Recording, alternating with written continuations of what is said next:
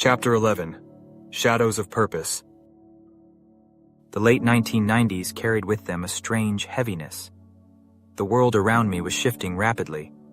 Technology was advancing, borders were being redefined, and global awareness was expanding in ways humanity wasn't fully prepared for.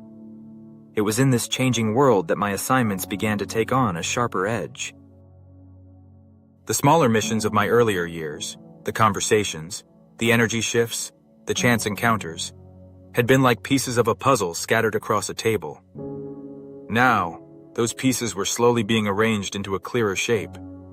I could feel it, even if I wasn't shown the complete picture.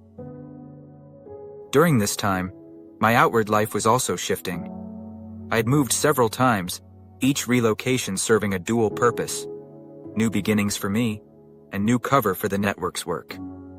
My sales job story had run its course, and by then, I was pursuing a more grounded and believable path. I had started working in EMS, as well as studying to become a paramedic. On the surface, it was a noble and practical career choice. I was training to save lives, to respond to emergencies, to be of service in humanity's most vulnerable moments. But beneath the surface, it served a different purpose. The role allowed me to move from town to town without raising questions. With little seniority, you were required to work in the smaller, more rural areas before moving into the bigger cities. It provided the perfect disguise for why I was constantly in motion, appearing in one place for a season, and then gone the next. The network remained as secretive as ever. They rarely offered explanations, only instructions.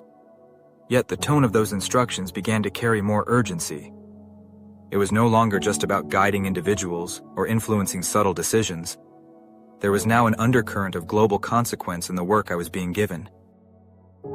Some of these assignments placed me in the orbit of people who would later rise to positions of influence: politicians, business leaders, scientists. I didn't interact with them openly. Often I was only meant to observe, to note patterns, to send back information. At other times, my task was as simple and as profound as planting an idea in conversation, a seed of thought that would quietly grow in their minds long after I was gone. The shadow of the mission stretched further into my awareness. I didn't know exactly what was coming, but I began to sense that everything I had done up to this point was preparing me for something greater, something that would span decades, not just years. The threads were pulling tighter, weaving themselves into a tapestry I had only glimpsed in fragments.